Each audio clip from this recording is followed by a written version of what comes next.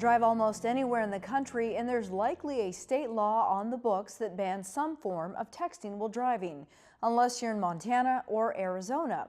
While some cities and counties have local ordinances, no statewide ban exists.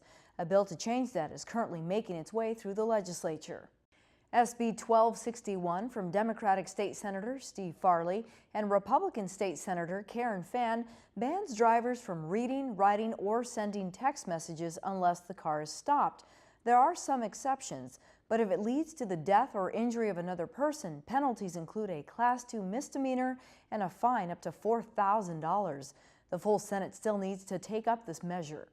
One of its biggest advocates is Brendan Lyons. In 2013, he was nearly killed by a distracted driver while riding his bike with his girlfriend. A few years ago, he shared his story with Metro Week.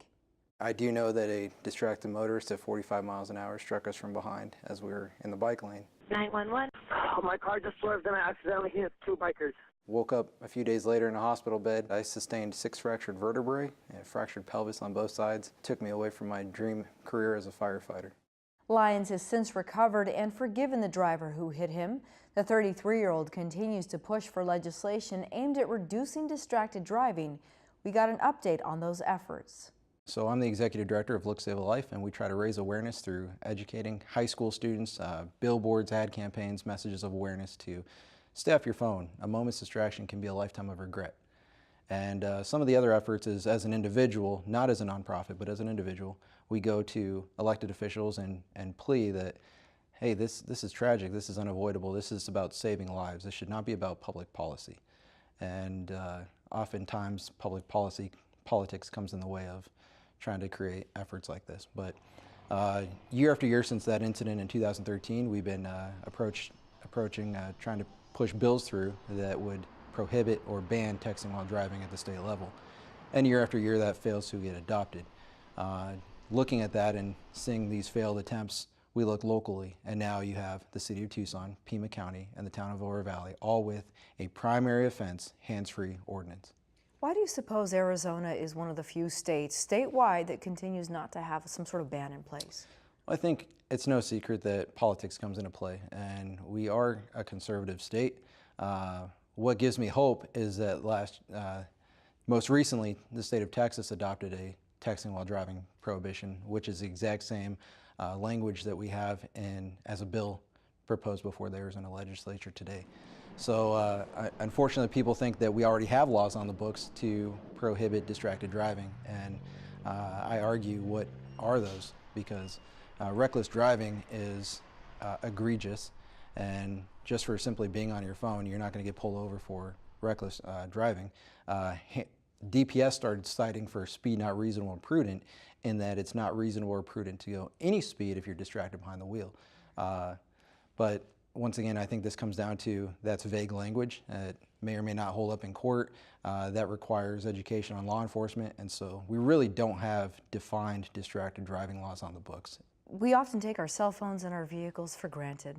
We think we can multitask, it's a quick glance, it's something that, many of us are guilty of doing. Right. But this is a real life changer. Right.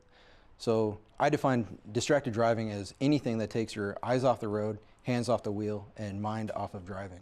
And this is absolutely avoidable once again. But the general public believe that, hey, this won't happen to me. And the very fact of the matter is it doesn't happen to you until it happens to you. And then you've lost a loved one. Then you've hit or killed somebody. And then it's too late. So yeah, sure, you can be on your phone 95% of the time, but then it's that one time that you look down and you impact your life or somebody else's. During the interview, you said you're one of those faces of this, but there are others that we'll never get to meet. So many. I'm very fortunate, alive, to be here to speak with you, Lorraine. But once again, there's so many other families that have lost loved ones that cannot speak out. The individual can't speak out. They're no longer with us, and that's the most tragic. I know you've moved on to advocacy work, but how has your life really changed since this? Are you still a firefighter and a cyclist? All right, so no, I've taken my, I'm no longer a firefighter. I still love to ride my bike, and but the truth of the matter is this has changed my life to want to create change in a public effort, change policy, and so today I'm fortunate to be a University of Arizona student pursuing my master's in public administration. So hopefully I can make more of an impact in the world. To understand how effective legislation can be at deterring distracted driving, we turn to attorney Peter Akmajian. He specializes in personal injury and wrongful death suits and explained what steps are taken to prove distracted driving is to blame. The statistics are striking. The Federal Motor Vehicle Transport Agency that regulates truck drivers says that you're 6 times more likely to have an accident if you're using your cell phone and or texting, manually while driving. You, on average, according to their studies, will spend 3.6 seconds looking at your phone while you're driving as opposed to looking at the road. And in 3.6 seconds, anything can happen.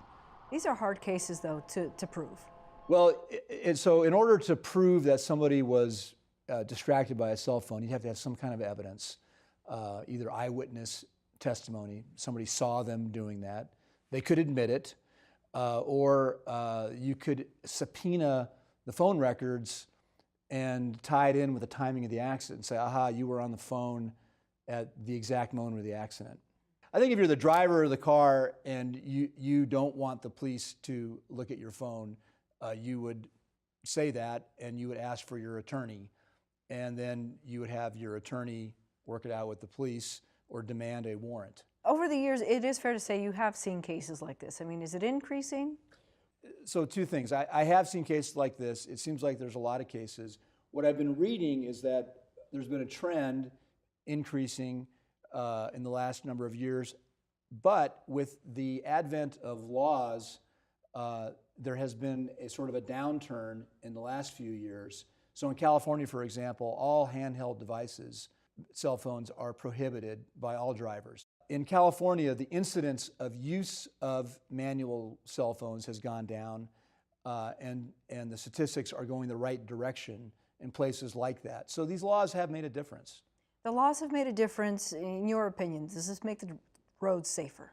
It probably will take some time for people to get used to the idea, because this is all relatively new. I mean, cell phones have been around for a while, but they've become more and more commonplace, and people have gotten accustomed to using them all the time. And I think they need to get reaccustomed to the idea that no, in the car, it is not safe, and they need to sort of back down from it. And maybe as younger people learn how to drive and are really educated on this, things will get safer going forward.